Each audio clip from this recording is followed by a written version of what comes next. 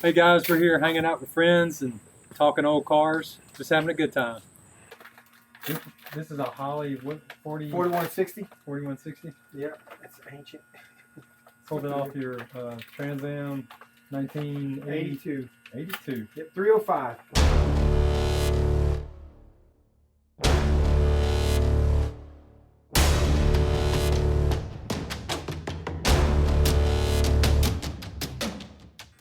The advanced engine design, when I looked up, this is one got like, it's got like 5 stars out of like thousands of reviews, and I just kept Googling it, and it said this was like the best one to go with. So I mean, so far so good. Yeah. And it was like, so that's when they recommended, and I literally typed in like, what is the best rebuild for a Holley 4160. I think it did have a disclaimer that says if you have a friend that's good at rebuilding carbs, to have them rebuild your car. And I said, see John. I don't know what that meant. Wait, what's John's nickname? It's the Carb Whisperer. Sure enough. Look at all those parts. I know. It's a lot of little bitty things. I know, making my heart beat quick. Yeah, you kidding. I know, I'm like, oh Lord. Yeah, so, you got obviously your gaskets, diaphragm. Each one of these, there's a gasket in there. So each one of those has gaskets around them. Mm-hmm. And there's a lot of gaskets and Yeah.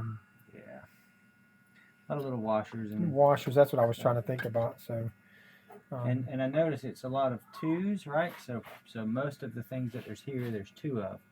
Yeah. Which means that it's, there should be 8 for of the these. most part, it's right side, left side. Yeah, should be 8 of the little, whatever those. There's the 2 jets. There's the power valve.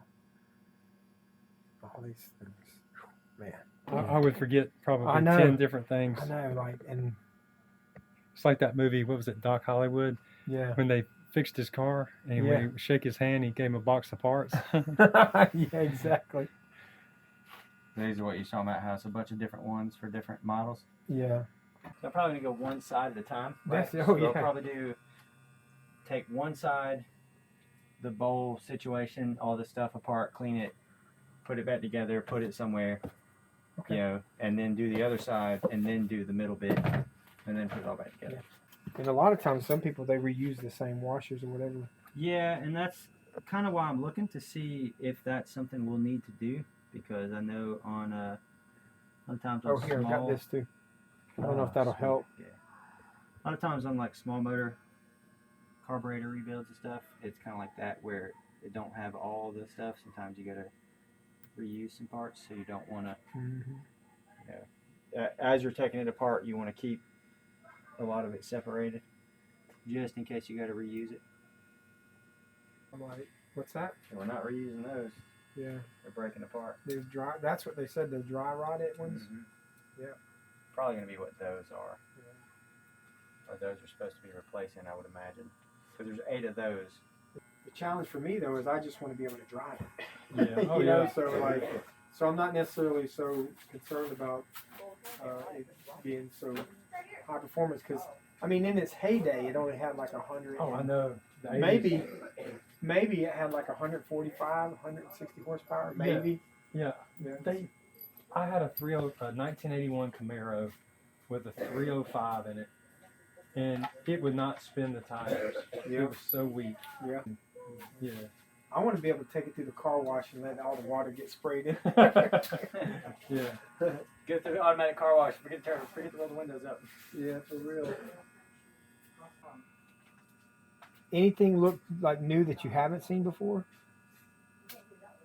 I mean, it's different, obviously, than like the small motor carburetors that I'm used to doing, but it's the same thing, right? You just take it apart, clean it, put it back together the same way it came apart, and adjust everything, and it should be good.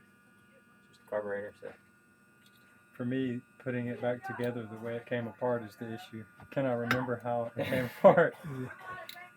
Yeah, that's the thing, that's why you got to kind of just take your time, pay attention, and just kind of set everything in a way that you can sort of remember how it goes. Yeah. I took it just because I wanted to see what it looked like in here, and there was like flakes, looked like cornflakes, just filled the whole bottom bowl. Oh, it came out of your fuel tank. Yeah. So we will go as far as to clean all of these screws and scrub them with a wire brush. We may actually end up needing a third pan. Yeah. Because there are so many parts to this thing. But yeah, so the idea is we'll go through it and make sure it's good and clean. I don't think it's different enough that it'll cause a problem. Yeah, just go slow, take your time, try to remember where everything comes from. Yeah, I just can't get over how much carburetors cost nowadays. Well, it's because, I mean, look at all this stuff, you know. Look at all this stuff that's in it. They said one of the reasons Elderbrock are so, like, a lot of people switch over to them is they don't, above the fuel line, they don't have any of this stuff. Oh, okay. There's no gaskets, there's no, Simpler. like, valve, there's nothing like that. It's you have two solid screw adjusters, and so it's way simpler, you know. But they said Holley is, you know, for a lot of people that want, you know, adjustability, these carbs are still great because you can adjust so much on it, like the amount of fuel, you know, like the amount of air and all this other stuff. But I'm not that much into it, but I am into saving $400. I'm trying, so kind of what I've done, right? So I'm thinking about, okay, well, if the carburetor's here, or if the bowl is here, like, where can I put things on the towel that's going to help me to remember where it went? You know, so what's a good orientation to hold this thing? So when I look at the towel, I can hold this and know exactly where that's supposed to go. Nice. That's kind of what I'm doing right now. I like it. It's nice. So like right now, I'm thinking, okay, well, so if it's like this, right, that's kind of like here, and that's kind of like there. Oh, got it. Right. Yeah. So just kind of doing like that. One thing they said when you take off the accelerator pump, to make sure to look at the orientation of how this is facing, because like with the spring, because they said you can't put it on backwards and then you're in trouble. This is kind of why you want to go slow and take your time too, right? Because what happened? In this case, you know, so I pull this off and there's two of these washers here, right? Yeah. Well, there's only two of these washers in the kit, so that means if there are more of these washers somewhere on the carburetor, and I just destroy these and plan to use them, just use all new ones, or the carburetor kit might not come with enough. Yeah, you know what I mean? Exactly. So just kind of take your time and make sure that whatever you're taking off, you're not, even if you're not going to reuse it, you might not have enough parts in your carb kit, so try not to destroy it, so that way if you end up having to reuse it, you know, you got can. it, yeah. Kind of. So in that little crab things, it doesn't look like the kit came with those. What? The little, so they see the little, clip? yeah, I don't see that. It may not have, and that's fine. I mean, there's this metal, so it can be reused. Yeah. You know, just don't drop it or lose it. Yeah, Or see that's something I was listening to what you were saying. Flinging across the shop or something. I was thinking about what you were just saying. I was like, oh wait, maybe that's a perfect example of what you were saying. Like that part is critical to hold the float in, and if we didn't have it, then we'd be this whole process becomes kind of like a waste of time. Exercise and futility, yeah. Yeah, it's like these little peephole things. We don't. There's no. That didn't come in the kit, so that has to be kept too. See, I thought when I ordered that was one of the things I didn't know what you don't know. You know what I'm saying? But so John's making a serious point. Like you can't get rid of anything. Yeah. Because. And you might not need to reuse it, but you might. And if you do, then you know you want to make sure it's still somewhere. Well, I know for like the floats, those little crab clamps or whatever, they're like critical. And usually the floats don't come in the kits. They don't. Like this piece of plastic right here. Yeah. I'm not sure how to get it out just yet. However, I don't know if it doesn't even. Carb cleaner deteriorates plastic and rubber. So really? You don't want to use carb cleaner on anything plastic, rubber, cork, anything like that. You only want to use it on metal. So there you go, sides right up. So okay. So see what I mean? Too late on this one. Do you spray carb cleaner all over it? I did. I did a lot, and then just try not to do it again. Yeah. Good tip. As you're taking apart a carburetor, you're going to come across little screws like this. They're pretty soft metal, So you want to make sure that your screwdriver fits in them very well. And even though these are small screws, it's this medium-sized screwdriver that fits. Because if you get, so number one, if you get this small screwdriver and you put it in there, it just don't see it's got that extra wiggle room, and that's not good for the bite. You want maximum contact between the metal of the screwdriver and the metal of the screw to get maximum torque for undoing it. So this one, not very tight, very easy to come out. But what I have found is sometimes taking a carburetor apart, these screws will be really tight. And if they're really tight, you don't just push on them. You got to push down real hard while you turn them. Number one. But number two, even sometimes that, and you just kind of got to feel it if it's too tight. Sometimes I will either take this and kind of smack it with something, or I'll take like a socket and like a big wrench or something, and then hold it, brace it, and like hit it on the side of the screw to kind of shock the metal, because if it's corroded and kind of stuck together, you can sometimes kind of shock the metal and break that corrosion loose to get it to come open. I've had to do that on like some older carburetors and stuff. Okay, so they said this is what you got to look at, the orientation of this and how the spring is set in there when it comes out. So the spring is it is it the big, is it the small end? Small end's down, big end's up, or whatever. It's orientated the way you got it. Set it down here. Yeah. They said to look to see if the fuel. There's something that I didn't know. They said in the center of it. Yeah, they said that thing gets corroded. Yeah. Oh no, yours is just broken off. Yeah. That's all it is. Yours is just broken and corroded. Maybe that was one of the. I wonder if there's one. Is there one of these in that side? Oh, it just broke off. Yeah. Well, they said that the fuel, like, well, there's probably one of my problems right there. Dang, there's a lot of problems. Now this car set up in the field like 16, 17 years, so this carburetor. It's just kind of deteriorated. Yeah, so, but it has been running. Like, so we have been able to drive it around the yard while we're working. That's amazing. Okay, so this one is apart. Wait, how was it in there? Was it like that? Or was it was like this, wasn't it? It's like that. Okay. Yeah. So whenever this thing is on it, that's like that. Perfect, man. And so this one side is all apart. We'll clean this up real good. We're gonna clean up this. We're gonna clean up this. I'm a little OCD, so I'll clean up the screws. And you're just I'm going to do a couple things, one or two things at a time. That way I'm not, so I kind of keep everything in the same position. That way when I come back, I still have my orientation about me, and I can put it all back together without losing track of It's called Smokey and the Broke It. Smokey and the Broke It. Yep. Jen Ryder, Kit's poor redneck cousin from Alabama.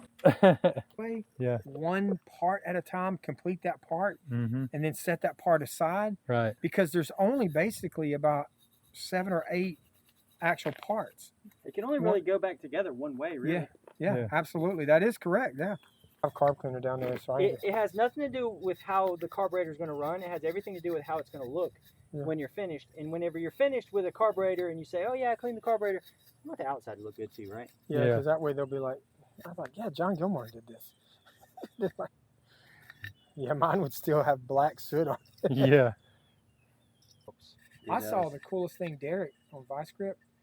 When he first started out, he had a car trailer, and that he drove up, he had 2 rails where the tires went, but he didn't have anything in the center. Yeah. That was his lift. Oh, wow. So he drove up, and it was obviously safe how he had it safe, but he could crawl under there. Yeah. And that's how I was like, that was so creative, man. Yeah. I'm like, I love his channel, man. It's right. like, actually, I wouldn't even be doing this if it wasn't for his channel. I know. I watched it enough times. I was like, he's like, get out there and do something, man. It's like, and I got good friends like John that have. You fiddle a little bit, you Google a little bit.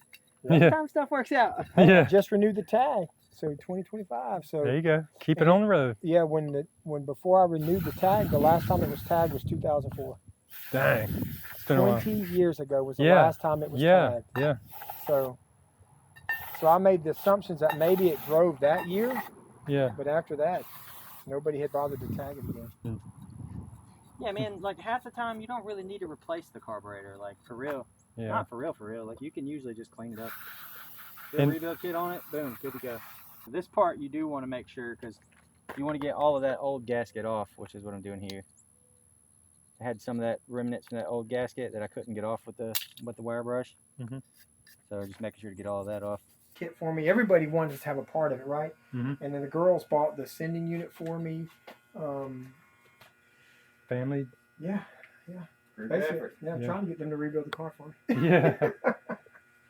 So Man, that looks legit. it's a lot cleaner, but if you look in the bowl, there's still a bit of corrosion like down in the Yeah. cracks. Because my brush is not fine enough to get down in there. Yeah. So if we like dipped it in some Kim dip or Yeah. something for like a couple days or whatever, like a lot of that stuff might come out. Does he think? But that shouldn't affect it. That shouldn't affect how it runs. That's just when you clean it. When I clean it, I prefer to get it as clean as I can. You know what I mean? Oh, that's saw helping some dust some. blowing Yeah, that's out. helping Mhm. some. That's helping some. I was so curious. That's the part I didn't watch the other day. Because there's a little ridge here. Oh, gotcha. You I see got to what get you're that saying. ridge. You got to get Yeah, that hole over- to yeah, squeeze through that big to hole. pop over there. So I guess that's to keep the fuel from running back out.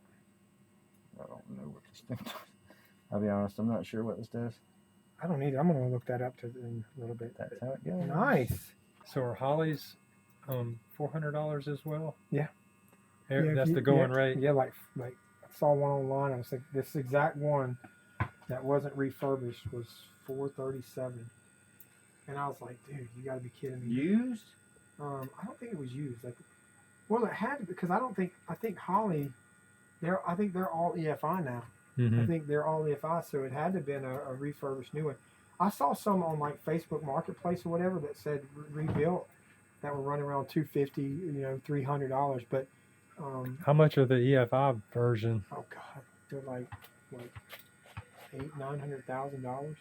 You're kidding. Eric did that. He's putting EFIs. Oh, you talking about that? Like he's Yeah. put a couple on. I think he put on Longmire and a couple of other vehicles. He put EFIs on them. He says it like he makes it look super simple. Like he just puts it on there and runs the appropriate electrical wiring and everything and hooks it up there and then sets up the software. And supposedly it's like pretty amazing. Like you put it on there and then you're just like you got a real going to town vehicle. Like it's like it cranks up. You don't have to worry about adjusting and pumping the gas, whatever. There's so much. Like there was just See the corrosion Yeah. built up in it. there still. was I don't know what was inside it, but there was just material. Like just when that separated, the bolt separated, there was just it was all like looked like powder coated with this white stuff. I guess that's corrosion is what you said. Mm-hmm. But there was actual just trash. Like there was material like laying in these crevices. I was like, I didn't know if it was just part of the gasket or whatever, but it was like, and this is after I sprayed it 1 or 2 times. But here, this was like, you can see where it's just completely filled with like carbon or whatever. Yeah. And I would love to be able to have, Doc Brown's time machine, man. Oh, You know? yeah. I'd have bought me a freaking cheap land, put a big old barn on it, Right. throwed some solar panels and air conditioning place and parked everyone in cars up in it and just let them sit there. Yeah. And dude, and that's just, I'm not even talking about the 69 Pontiac Firebirds, the Ford, F-150 4x4s, Yeah. not even talking about how awesome the trucks were that he had. And we were super poor. Yeah. So what's crazy is he would get these vehicles for like a couple $100, like somebody would want a case of beer. Yeah. Like it's for real. Like it's Friday and he'd find these things and when I think about it now, I think that's what he's doing because he'd get them running and then after they got running, he'd make a little extra money on it or whatever. But man, I would love to have some of those back now. Oh, yeah. Man, we had some cars like Ford Granadas. Yeah. Like back then I thought, oh my God, I can't be seen in public with this thing. And now I'd give anything to have it. Man, it's like that was a legit car, So those were awesome. Love those. Dude, you threw that together and we're just shooting the bull. Look at that. And it's got the new valve on it. Mm-hmm. Yeah, and how'd he say? He said, oh, you already got it adjusted too, don't you? He said to adjust it where it was like right there. Nah. Whenever I was watching the thing, it was this line and that line back there were pretty much level. See, I'm glad you were with watching each it. other. That's, man, Which- that looks it like looks pretty so good nice. already. Brand new. Yeah, we probably ain't doing it right. bad. Oh, yeah. It's, And look at that. I don't know what that is, but it don't look right. Yeah. So we're gonna reuse these. We're gonna replace those. We're gonna replace those with what are those? Yeah. Because these O-rings are shot. Look at that. well, that's, This is supposed to look like that. wow. So that would explain why It might just cause a fuel leak. vacuum, yeah. Fuel leak, something Yeah. probably. Everything just like it is. It's August. It's hot. It's We're so hang- hot. Yeah, we're There's hanging like a out. million gnats out here. Yeah, we're calling it. But we just been here hanging out, talking cars and having fun with friends. Three guys, in the car. I think that's what we were looking at. and then the other one was I forgot what the other one was, one man. mechanic and two Oh, one mechanic and two groupies. groupies. Yeah.